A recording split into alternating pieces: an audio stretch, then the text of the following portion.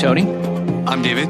And we're the Pedal Sniffers. And this episode, we will be talking about pedal boards. All kinds, all shapes, all sizes, all prices. Probably not the most technical of the episodes we will do, but arguably one of the most important, because pedal boards are the foundation of your pedal board. Arguably the most boring but most important part of your pedal board is the pedal board. You need to give it some thought if you haven't chosen one, because there are many choices in the process that will affect other things you're going to do later. For sure. We are going to cover types of pedal boards that we've categorized into flat boards, which are flat. They essentially have nothing on them. Nothing underneath them, although there are some boards that are raised flats, but we'll still call them flats. Mm-hmm. Then boards we call inclines that have a incline 10, 15 degree tilt, and boards with tiers. Yeah, and both of those typically have room to put things underneath the board. Yes. We'll get this right out of the way first, though. David's got a weird fascination with flat boards, but we both agree that they don't make any practical sense as far as, because you have to accommodate for more room on the top for like your power supply and cables, but my fascination is I like the way they look. True. It's, if you like your wiring exposed and you do a neat kind of telecom kind of install, it looks like a circuit board. I think it's really cool. Job, but it's very difficult to keep neat. So maybe one day. Now, within the different formats, there's also what we call different layouts, which is where some boards are constructed with horizontal slats, like pedal trains. Mm-hmm. Most people are familiar with that kind of construction. And then many of the other aluminum boards are made of a flat sheet that has holes or shapes punched in it in certain fashions, some of them being more advantageous than others. Yeah, and then flat boards are typically just made out of some form of wood, and they're painted black, and then they have metal sides around the outskirts. Yes. Yeah, often plywood laminated by some kind of Tolex or carpet or some rubberized coating. Yeah, which is why they're typically the cheaper option. Now, any board that you get, make, construct, hand me down is better than no board. Yes, because who wants to get to a gig, have like 5 pedals in their board, and every time you get to where you're going, you have to throw them all on the ground. They're going to be going all over the place while you're stepping on them. So your cables will be tangled. You'll be disconnecting. Somebody will kick them. They'll be in the wrong place. All it is really is you're extending your setup and tear down time unnecessarily. You're adding wear and tear to your gear, the cables. You're more likely to have a cable short and stuff that you're constantly moving around. So whether you make your own board or you spend $500, $600, $700 on a board or anywhere in between, get a pedal board so you don't have that problem. Go to Home Depot and buy a 2x4 and tape some pedals to your board. Just don't let them go everywhere.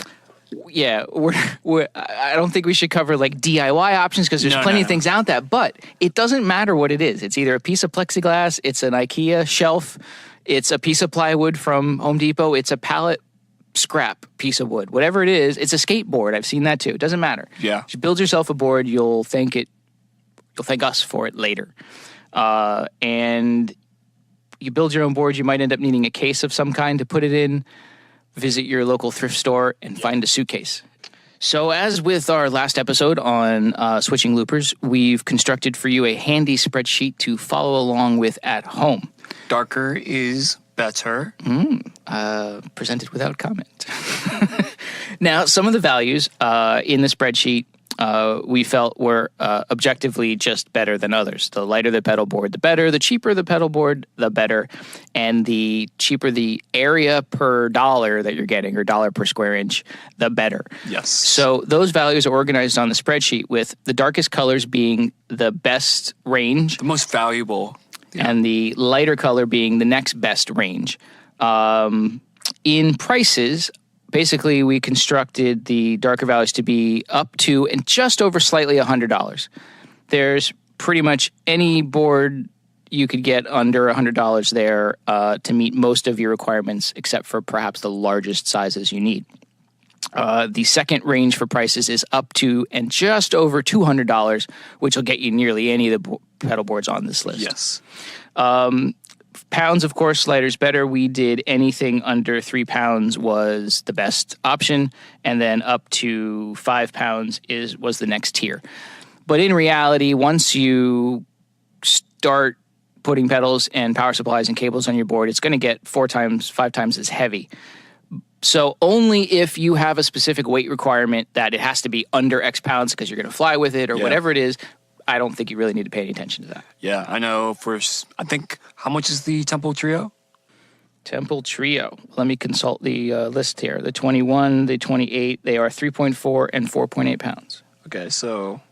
They are among the lightest of the larger sized boards as well. I have a Temple Trio Temple Trio 28, which weighs 4.8 pounds. And I know for sure that in a hard case, completely full, it weighs just under 60 pounds. Okay. So that should give you a pretty good idea of what to expect. You've seen a picture of David's board from last episode. So without the hard case, it probably weighs closer to We should weigh it. With and without case. I'm not. It's probably around 40 pounds. All right. But, yeah. The last scale value was the dollars per square inch. It's just a way to value the area of the pedal board and the price to kind of get an idea where these things lie, because there are really boutique pedal boards and there are really simple pedal boards. Yeah, we have the I think we have the extremes of both here. A little bit, and as usual as twice can be on pedal sniffers, but as usual, we're trying to give you some objective measurements on how you might want to choose your board. One dimension that's not on the spreadsheet, but that you should keep in mind, and I suppose it's only not there because perhaps laziness, but is keep the effective height of the board in mind. Yeah. You have to think about the overall height of the back row of your pedal board, whether it's an incline or a tiered, where you may be up to 2 or 3 steps in the back, for 2 reasons. A, that you have enough room for a power supply underneath, assuming you're going to put it there, and 2, so that you don't look like Captain Morgan when you're stepping on your volume pedal. Yeah, for example, the Temple boards are really low profile, not only in how high the bottom of the board is off the floor, but also how tall the board is itself. So you're going to have less room to fit anything you want under the board as opposed to a pedal train, which is pretty high-rised. I would add that the Temple boards are probably the lowest incline height boards that can still fit a full-size power supply underneath. Yeah, they are. I kind of consider them a hybrid between a slanted and flat board. Gotcha. One more thing in the spreadsheet to keep in mind is that the case that is included with the pedal board is important with the price and the price per square inch, because we've calculated all the prices to use a soft case where it's available in all the calculations. So with the exception of Squatch, which doesn't come with any cases at all of our case prices feature a soft case except where a hard case is indicated. And those prices are used for the dollar per square inch calculations. Alrighty. First on our list of boards is Blackbird. So Blackbird is one of our more affordable brands, and they seem to be kind of marketed at the people who want a more boutique style board, but at a much cheaper price. So they come in multiple colors.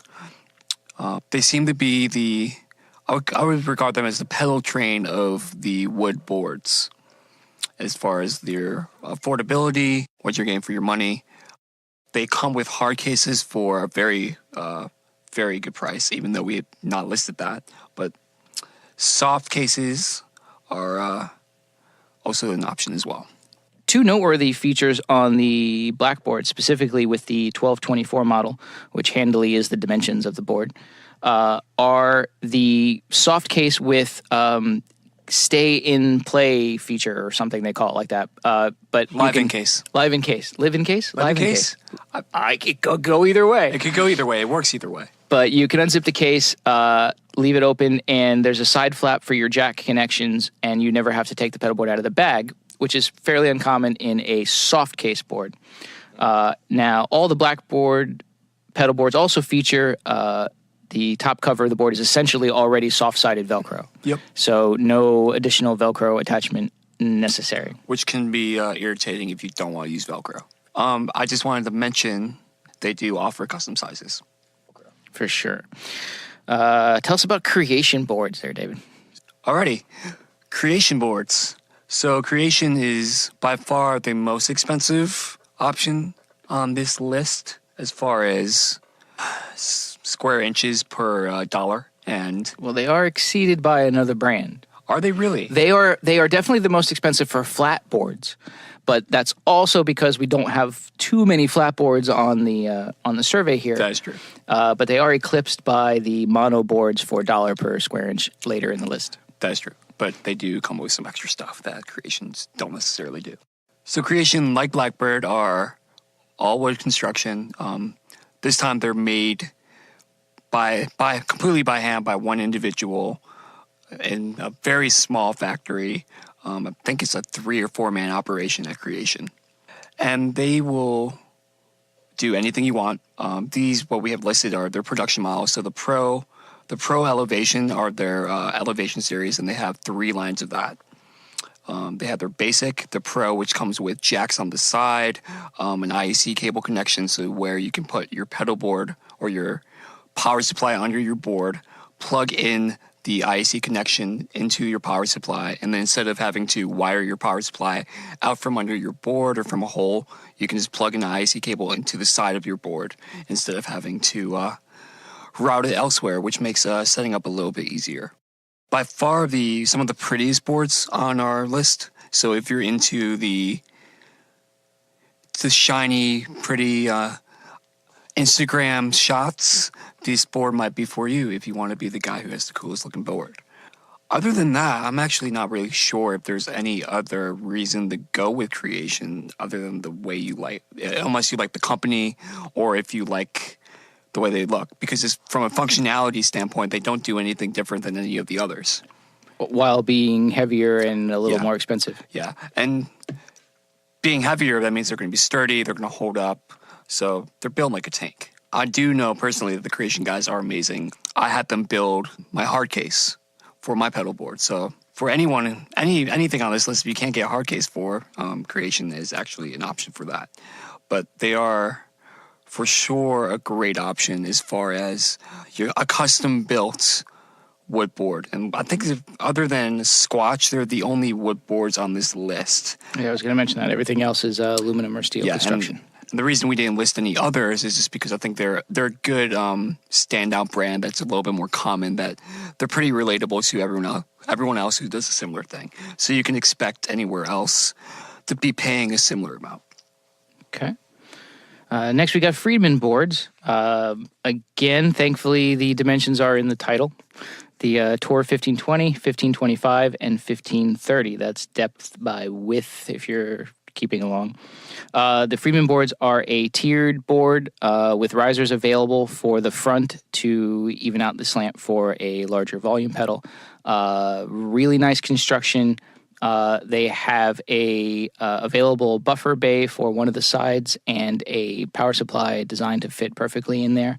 As an all-in-one package, which you can get the Friedman with the buffer bay and the power supply. It's a really nice package. It's a little pricey.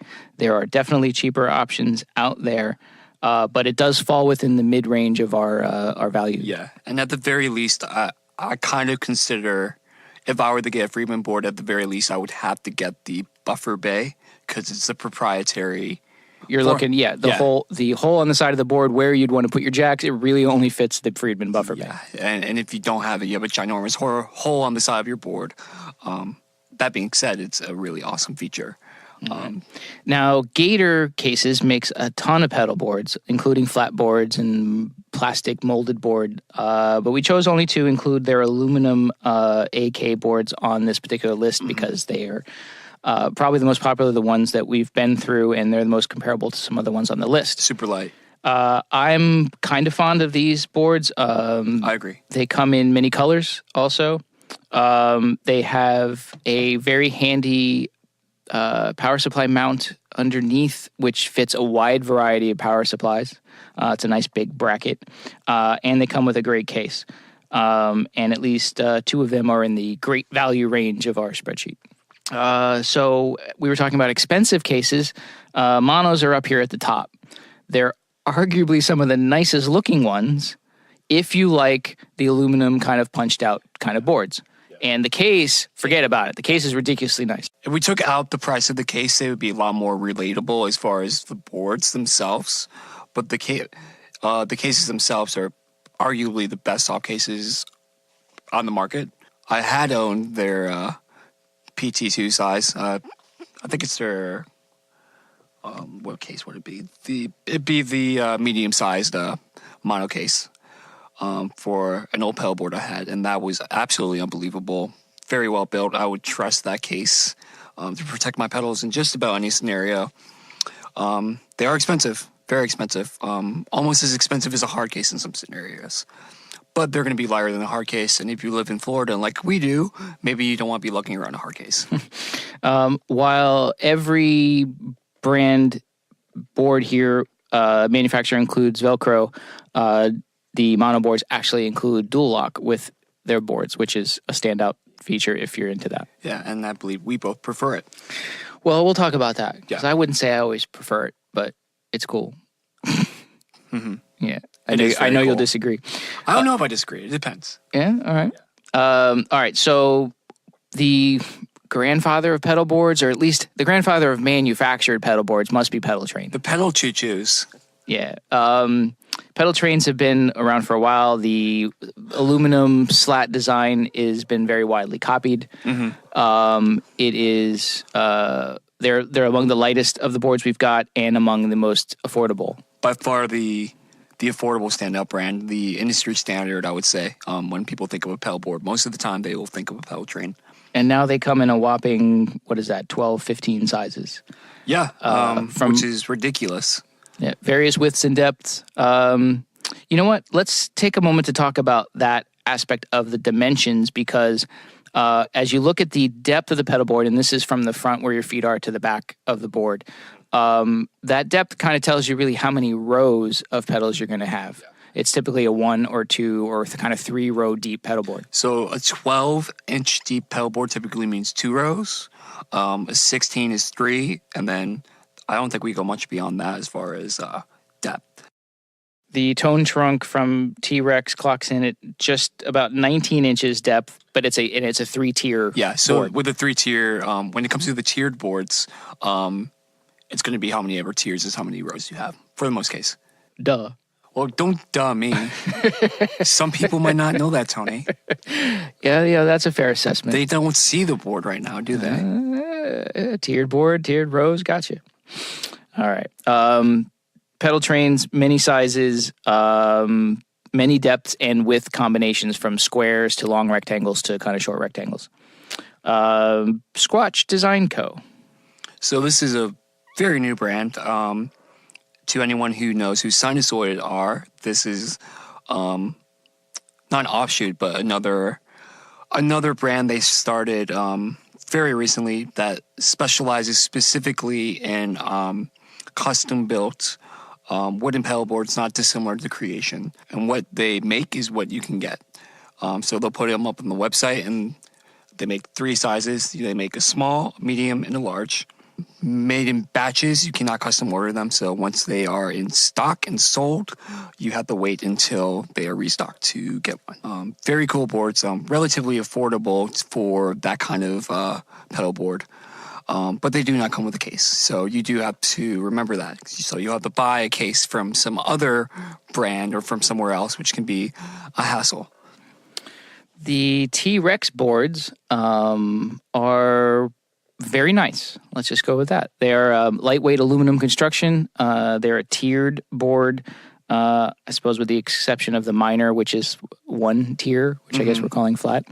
But super light, really nice cases, excellent price points. They're in the tops for our value picks. I did just recently build a board with one, and I was very impressed. I had never really looked at them before. They're really cool. The only downside I can think of... You can't fit a full-size Precisely. volume pedal wah. Oh, no, not that. But yes, you can't fit a full-size thing without a riser, Without riser to even out the tiers. My complaint was going to be that all but the 70 and the major, the height of the rear tier doesn't fit some power supplies. It's just not tall enough. The Walrus power supplies and perhaps even a couple of the Voodoos just won't fit under. There's not enough height. Yeah. So they're really low profile. So that's something else to keep in mind. All right. Now we're probably at David's favorite. Temple Audio makes some pretty cool boards. So these are some of the most unique in construction, I would say. They are made of completely aluminum. They're powder coated and available in 3 colors on their website. And then you can also order a custom color for an extra $50. The tops are perforated metal, mostly flat with a slight incline, low profile, as we have stated before. So they are a hybrid between a flat board and an incline board, with the perforated metal, you can put a pedal pretty much anywhere you want on the entire board, entire surface area. So you have no limitation to pedal placement other than the size of the pedal and how many pedals you put on them. They also are completely configurable with many different proprietary options and extremely lightweight, very affordable for what you're getting. Hard and soft cases available for every single pedal board on the line. Now, I'm really excited about these ultimate support pedal boards. I don't know why. It's kind of they are really cool. It's kind of a subjective weird pedal board lust I've got for these things, but they're really neat looking. It's a aluminum slat construction, not unlike a pedal train, but they've refined the shape. They've got a very nice incline, and there are 2 features that are really a standout. One of them is at the bottom of the rails are channels in which plastic clips slide to hold your cables underneath. Super cool. There is, I guess that's 3 features. There are power supply clamps that, again, hold a wide variety of different size power supplies. And the 2 larger boards have a base in which you can mount a mic stand, which I think is a standout feature. Which is really cool. But I will also say, I do know you can buy that for other things. But that is something that comes with it, which is amazing. It's right there in the middle of the... Yeah. It's really cool. All right. And last on our list is another aluminum incline board. These are the Voodoo Dingbats. They are much like the Gator aluminum boards we talked about before, and the mono boards, very similar in construction. I happen to have the Dingbat Medium as a picture of my pedal board. You'll see it on our website. It's actually in a custom Pedal Genie purple color. No, one of one. You can't have one. One of one. Well, unless you ask really nicely, and then maybe you can have one. But the Dingbat comes in small, medium, and large, with the tiny being introduced very soon, which is why we don't have a weight on it. I like these boards a lot. The medium is a really good size for me. There's just enough height, and it's reasonably easy to add kind of patch bay things to the side. There's just enough room for that if you're at least a little bit of a DA wire. Yep. So that's the main points of the spreadsheet that we've got. Logistical, boring, this is what these are. That's what they are. Yeah, you needed to know. But what you really came here for was which ones do we like best? For sure. So I got my picks. You have yours? Yes. All right. Well, I'll go first then, because you didn't sound very, very sure. I am sure, but I'm very biased, so I want to be careful. Gotcha. Well, as I shared my excitement with the Ultimate Support boards before, if I was doing a new board right now, I would probably very likely choose the Ultimate Support 500 for the mic stand reason, and the size is right in the ballpark that I would need. How do they look for price? The 500 is in the top range of our price per square inch. Okay. I would not recommend something that wasn't a good value. Neither would I. Unless, well, if you want something pretty. Now, at a similar size and price range, my next pick would probably be the Temple Duo 24. Mm-hmm. I am very partial to the low incline space underneath, the kind of features we talked about there. And again, that board hits the top tier price per square inch ratio. I'm really intrigued by the back to the Ultimate Support, the 500. Mm-hmm. The depth is 14.4, which is different than most boards that size medium-sized boards. They are normally 12 inches deep. Right. So a little deeper. I like the extra 2 inches. That gives you room to put two rows, and then possibly in the center another pedal sideways. I'd agree. For a small board, I would be partial to the Tone Trunk Minor from T-Rex. Smallest, lightest, good size for a fly rig type board with just one row of pedals, and also a great value as well in the top tier of price and price per square inch.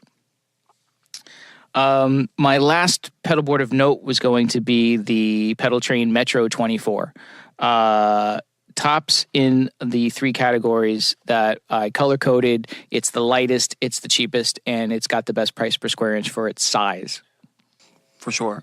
Quickly on Pedal Train, we do not have the prices for the hard cases, but I know for certain that if a hard case is a must for you, you have to look at Pedal Train because they are by far the cheapest option if you have to have a hard case. Gotcha. And hard cases are available for nearly all of the large ones. Yep. Anything more than 12.5 inches, I think they have hard cases for. And even, I think once you get to a certain size, as far as how small your board is, a hard case might not be the best option, especially if you're carrying it on a plane. Why would you even need a hard case? You can fit it in your backpack. For sure. So, David, what's your favorite? So, by far my favorite brand is Temple. I think they are the most unique, the most versatile in the way you can use them, and also the most forward pushing. I think they've improved on a lot of ideas of many other boards. The most standout feature is their proprietary mounting system, which is also controversial to many people, is due to the... So Temple boards use a adhesive plate that you attach to your pedal, and then the plate fastens to the pedal board through the holes that are machined throughout the board. So the proprietary plates have a low tab on each corner of the plate that will lock into the top of the board, and then once you have placed the pedal onto the board, you can screw that plate to the bottom of the board, and it will go nowhere. You can lift up the entire pedal board with one of your pedals. That being said, to do this, the adhesive has to be extremely strong. So when you do want to change the location or maybe a pedal on your pedal board, you have to keep in mind that taking off these adhesive plates is kind of a pain. I will give them that. But taking off Velcro or dual lock off anything can be a pain. Yes, but this is probably one of the worst. Gotcha. That being said, you do not have to use the plates. You can use Velcro or dual lock on Temple boards. I've seen many people do it. I do a combination of both. For any pedals that have to move at all frequently, they do use dual lock. So case in point on David's board, his large ES8 switcher is attached via the plates. It's large. It's not going to move from its position, but the rest of your pedals are attached how? So I have two pedals with dual lock. One of them only being the case because my Morning Glory, I had to move it again. I can't actually remember why, and I didn't have any plates left, so I attached it with dual lock. Now the Kilt, the reason that has dual lock is because it moves every time I had to program my ES8, because it's right in front of the MIDI. In and out. Gotcha. This is good. We're going to talk about that in a minute when we talk about pedalboard Tetris, because that shortcoming in a way is only there because you need to access some stuff around the pedal. And this is the main complaint about Temple boards, is that it can be a pain to switch things around, to rearrange. Gotcha. But again, I can argue the same thing against Velcro or dual lock. But what the Temple boards and other flat or perforated boards have over the rail or slack construction boards is there's essentially more space and more available space for you to put pedals. Yeah, so there's logically no limitation to where you can put a pedal. It's all up to you as far as to how close you can fit stuff in regards to your cables and then... Right, but when you've got a slack construction, there's gaps between where you can't place pedals. or pedals are sized in a particular way that they have to span certain rails, and they can't be halfway between rails because there's no place for them to go. For sure. Which is why I'm controversially not a fan of pedal train. Gotcha. Or the ultimate support boards that I'm so Or the on. ultimate support. I do not like the rails with the large gaps between them. That being said, with MIDI cables, such as the one controls, I cannot fit them through the holes on my tempo boards. Forcing you to put cables across the top.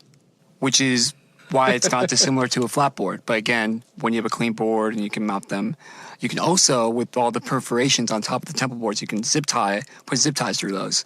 And then without any zip tie mounts, so they just stay. So that is a limitation, but also it's not that big of a deal. Gotcha. I guess now would be the great time to talk about other attachment methods. Velcro is the classic. Dual lock is generally the upgrade. Zip ties are popular on Holy boards, which we didn't mention, and that's really a result of the fact of the way the holes are arranged on Holy boards. That's actually, honestly, from an aesthetic standpoint, it's my least favorite board. Zip ties, yeah. Well, not the mount, but the board itself. The board itself, and then even the way it's mounted. Even zip ties are secure, but they can still move around like side to side a little bit. Correct. I would say I am not a fan either. One more to mention would be the kind of the bike chain link method. Segments of bike chains are screwed to the corners, and the figure eight pieces, the other corners are screwed to your board. Well, the biggest problem is they're screwed to your board, and everything's permanent, and moving something is difficult. I'd say the only advantage is if you never plan to move anything on that board and you really want them mounted and they're never going to come off in any way, go with the bike links, but I don't have any recommendations. We're all guitar players here. Yeah, you can't make up your mind for any reason. Your pedal board is never done. Nope. While we're on attachment methods, you may come across some pedals that don't really like the adhesive so much. Any pedal with rubber on the bottom. You've probably got a Boss tuner. How do you stick Velcro to that piece of rubber on the bottom? You can. Yeah, you can and you can't. So either you rip off the rubber, right, which I think most people do, or in some cases you can flip the entire back over, right, putting the rubber inside the pedal and then rescrewing it on to where you had the flat metal underneath. Gotcha. To where you can... in our pedal board building here at the store, we've done that many times. I will say, though, it's not completely flush, and there's a little hump in the middle. So, right. Well, I would say that depends on the pedal. It does. You also have to bear in mind that the screws are still going to stick out a little bit, but your Velcro dual lock is usually thick enough to overcome that. And also, some of the Boss pedals have more guts inside than others. Not all of them have room for the rubber to fit inside. Yes. I'm thinking of the RC3 or RC1 is packed with circuit boards, where other things like the noise gate or the tuner have room inside for them to be flipped. You may find a similar problem with your wah pedals. Oh, yeah. And the flip over method works in most cases for those pedals too. There's also many pedals that will have screws on the bottom that are not flush to the bottom of the pedal, which in that case, dual lock often can be the better option just because it's thicker. It's thicker and a higher profile as opposed to the Velcro. But I believe you can also get some thicker Velcro. Now, when you're mounting your power supply to your board, because you are using a power supply, right? And you're putting it on your board because we want this all nice and neat. Where we may not agree always on putting Velcro or dual lock on pedals because of their its stiffness or attachment methods or whatnot. I would say almost always dual lock for the power supply because that way it won't move at all. I guess what a lot of people don't realize is Velcro has a secure attachment, but it will flex. It will move side to side. It will move up and down a little bit. It always has a little bit of play. It's got play in it. Now the dual lock, once it's locked in place, it doesn't move. And the adhesive on the dual lock is straight up tops. So where on my Velcroed MIDI hub underneath my board, it's constantly falling off. But especially in the hot weather. Yeah. Gotta keep that in mind as well. Yeah, especially if you live in hot weather and you keep your pedal board in your car even an hour, adhesives can start to get really hot and melt, and you can get a pedal moving and lose adhesion. Yeah, and this actually has happened a couple times on a few of the pedals on the Temple audio plates. Oh, okay. Yeah, they are as susceptible to that as any Velcro is. All right. So with our power supply underneath and mounted with the bracket that comes with the board or with the dual lock or how we've decided, we've got maximum room up top on our board. How are we going to make sure we maximize the space available to us? How are we going to cram as much pedals into the board as possible without sacrificing usability? Any tips there? So, in many cases, people prefer to have their pedals straight up horizontal. Or right side up. Right side up. As far as economy of space and how much room you're taking up, this can always be the best option. You also have to keep in mind there are jacks on top of pedals and jacks on the sides of pedals. So you have to play pedalboard Tetris, and I have done this many times, and I kind of consider myself a master. Your board is appreciably dense, so yes. Yes, so you have to, in many cases, you have to plan ahead for this, but once you start building the board, things can arise to where you might have to change some things. This being said, don't be afraid to put pedals to the side or... always on pedals or things that you hit seldomly can go on the top row. They can go upside down. They can go sideways. Yeah. Especially if you don't hit them often. For instance, some people don't like when you put drive pedals to the side, but actually, if they're on the far right corner and you put the knobs toward the left and if they're going from the top to the bottom. So foot switches to the outside. To the outside on either far end, that allows you actually less chance to hit any the knobs and also easier access. Awesome. So from a ergonomic standpoint, that is more beneficial than it is not. Gotcha. Use smaller cables. Yeah, lowest profile cables as possible. Gotcha. That's going to now less important with top jack pedals because there's more room for those kind of cables to live. I currently have the opinion that top jacks are not always better, especially if you have a larger board like me and you don't have a lot of top jacks already. A top jack when changing something could be frustrating because you might have to make new cables to accommodate for that because they may need to go farther. Instead of to the sides, they have to go around the sides to the top of the pedal. Gotcha. So it might not always be advantageous, but that is in the case of having to change something out. Now, in the case of already having them, you can put them right up next to each other. That being said, you also have to have room to hit the foot switches. And if you have a bunch of really small top jack pedals right up next to each other, and you have a bigger foot, it might be hard to accurately switch on the pedal without hitting anything else. Always an issue in construction. I guess shout out real quick to Barefoot Buttons for a solution to that. There's a few different options to raise your foot switches. We're a little partial, I guess, to the Barefoot Buttons because they can come with your logo on them. They are arguably an ugly option. I think they kind of grow on you, especially once you have used them and realize the functionality is really great. I have a few for the boost on my kilt because I can't use it with my, I can't activate it with my ES8, and it just makes it easier to hit it.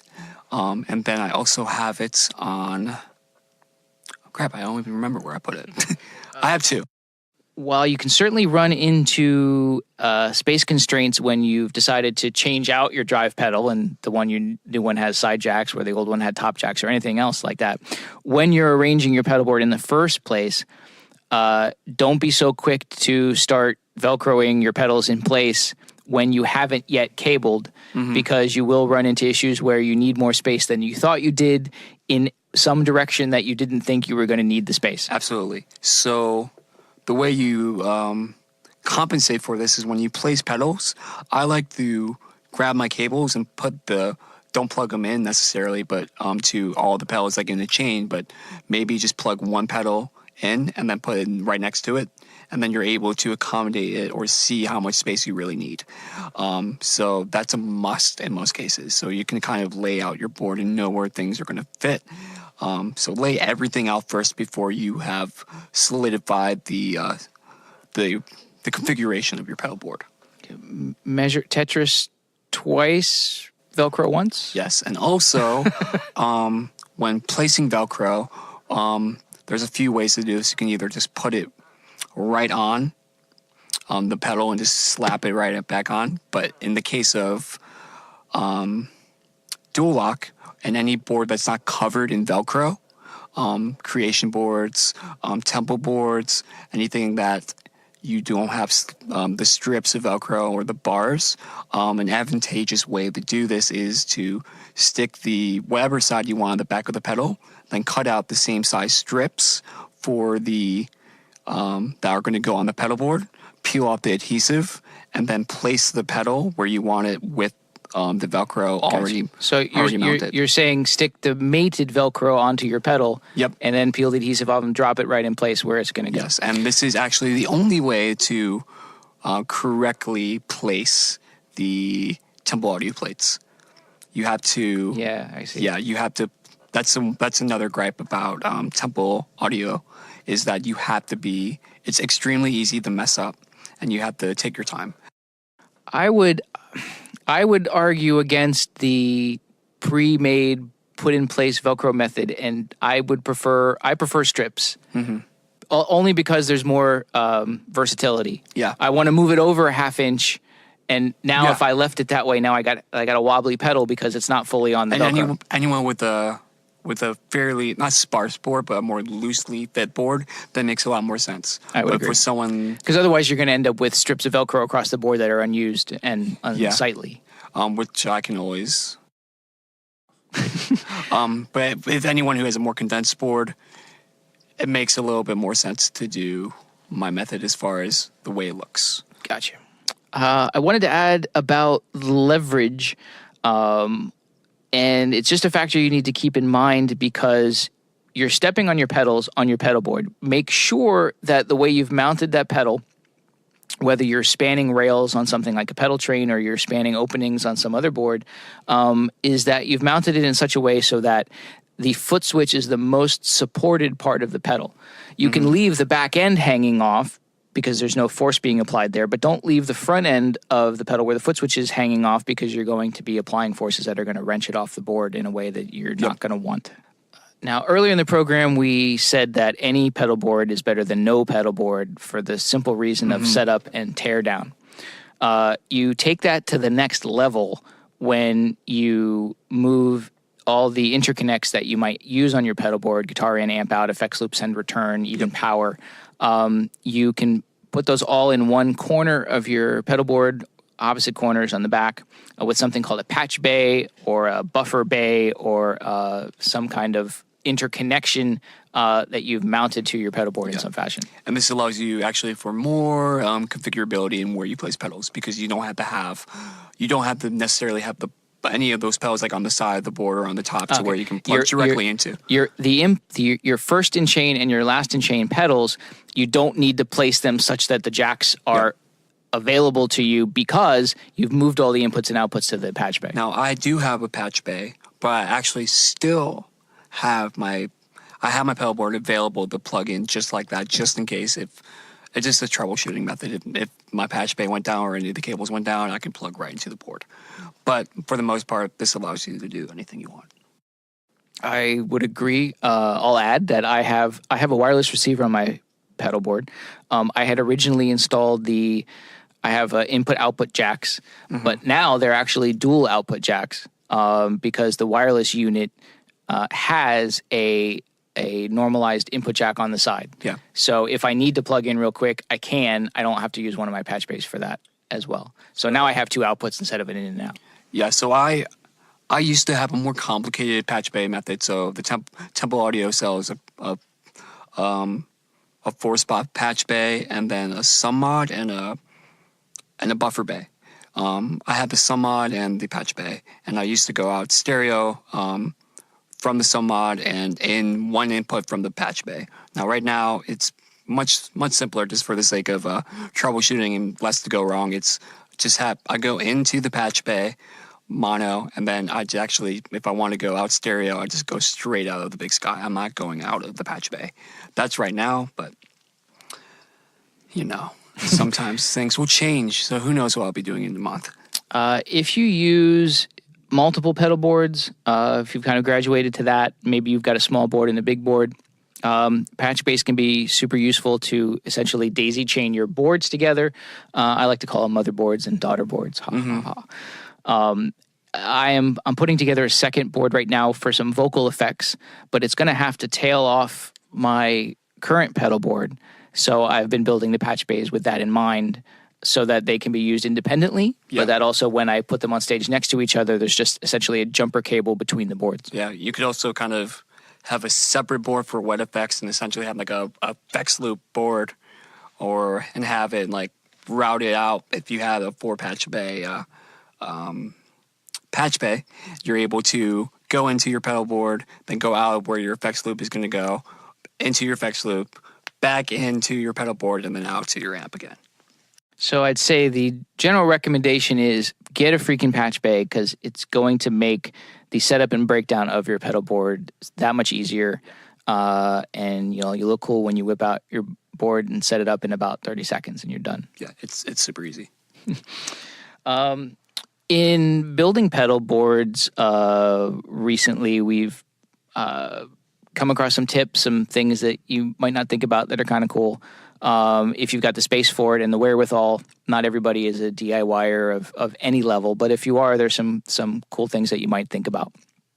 One of them is if you're a frequent tap tempoer, especially if you're using an external tap tempo switch, is if you've got a little box that you're using for your tap tempo, if you open it up, you'll notice that it's pretty freaking empty inside. And if you're using probably a raised aluminum kind of board, a Voodoo, Gator, a Mono, a Temple would work. Even a T-Rex, or even a Temple, consider actually mounting that foot switch in the board itself. You can put it in the corner near one of your foots. Near one of your foots. Near one of your foots. For easy access for one of your foots. And then you've saved that space on your board for other things. I actually am not even sure how much DIY you would need for. I know for the others you would have to drill into the board. Right. But since the Tempo Audio have the little holes, some of the larger holes. Some of the larger holes. I think you could probably put a washer on those, and you probably that might exactly fit. You might be able to get that to fit. Yeah, that'd be a simple project. Something else that a lot of people overlook is, especially if you're using a looping switcher like we talked about last episode, if you're carrying around the giant foot switch for your amplifier, particularly the kinds that have 4 and 5 buttons and to turn on reverbs and boosts and things you don't even use, where in reality you probably switch channels and maybe a solo boost, consider that you can move those foot switch functions to your litching swooper, to your switching looper when necessary, and you can get rid of that amp foot switch entirely. Even if that's not the case, consider downsizing the foot switches you're using. I've seen 2-button amp foot switches that are, the size of a hardback book when you could get it down to the size of a single, small pedal. Yeah, try to consolidate your pedal board. Now, we are very partial to what the underside of our pedal boards look like and arranging the cables therein, but also trying to keep in mind the fact that it's never done, it's never finished, and nothing is ever permanent. So while a lot of people will use zip tie mounts and zip ties to mount the cables underneath, one method that you could use is use a zip tie mount, but don't use a zip tie. You're going to use a thin strip of Velcro, and you're going to loop that through the zip tie mount instead. This way, you've made a loop that holds the cable, but since it's Velcro, you can open it up and move cables around and put it back together again. Currently, my board is all zip ties. If I were to do it again, I would do the Velcro method. That even being said, it's pretty easy just to clip off the Velcro and then redo it. Clip off the zip tie and then redo it. And zip ties aren't expensive, which is what I'm still doing. But I would say that anything that is toolless is nice. better than needing tools. That is nice. That being said, I like to do a combination of both. I like to zip tie down the power cables and to Velcro the signal cables, the patch cables, just because the power cables seem to be less important to move around, as you're going to probably be moving around the patch cables more, in my experience. I would agree with that. Also, a reason to mount everything to the bottom of the board and get it secure. It just allows for less things to move and less things to go wrong, as they're not going to be jiggling around and getting loose. So you have less of a chance of catastrophic failure, which is the primary reason I like it, other than it being nice and clean. Also being said, if something does go wrong, you have everything mounted and you can't move anything. So at the same time, it's like you win some, you lose some. But for the most part, I believe it to be the superior option. Is if you have good stuff, it's most likely not going to go wrong. Another solution for problem adhesive pedals, like the Rubber Boss we talked about, or even pedals for which you're really concerned about causing any damage with adhesive to the bottom. Your clones. If you use painter's tape across the bottom and then apply your Velcro dual lock to the painter's tape, you've now got a really easy way to take that off, and it stays very secure. More than you might even think, especially if you bring the painter's tape up over the edges of the sides of the pedal, just wrap around one corner and cut.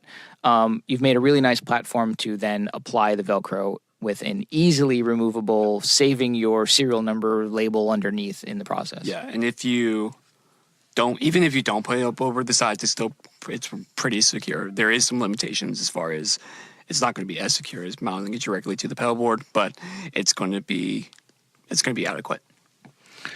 So we could probably give you another hour's worth of pedalboard tips were we actually talking about building pedalboards. But the idea of this episode was really to get you started in choosing your pedalboard and knowing what features to keep in mind as to what's going to be important in your decision. I've given most of my top picks early in the episode. David, what are your favorites? So other than Temple, which is by far my favorite, and I recommend it all the time. It seems to be comparably affordable to pedal train, just a slightly different option.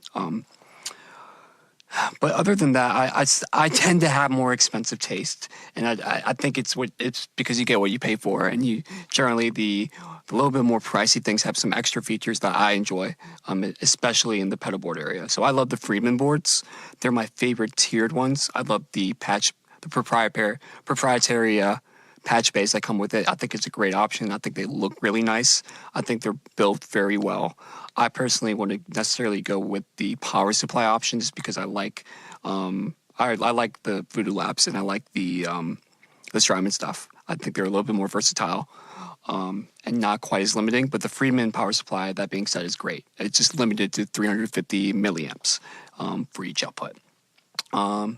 I really, really, really like the mono boards. They are expensive, but their soft cases are an excellent option to someone who wants the protection of a hard case, but doesn't want a hard case. It's very comfortable.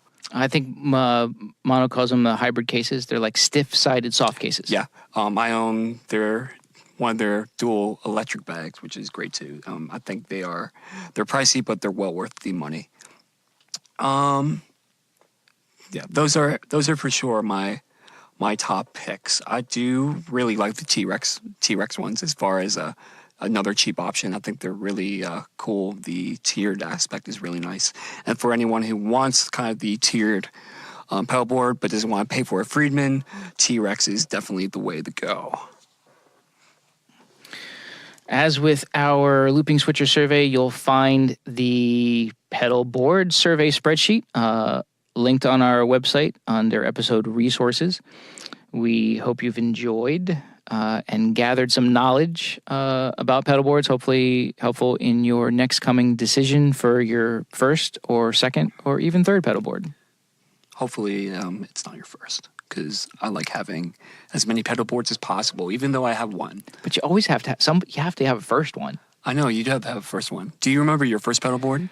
I do. I was gonna say, what was your first pedal board? Mine was surprisingly indulgent. My first pedal board is now my second pedal board. I have a Pedal Train Junior that is now becoming my daughter vocal pedal board. Mm-hmm.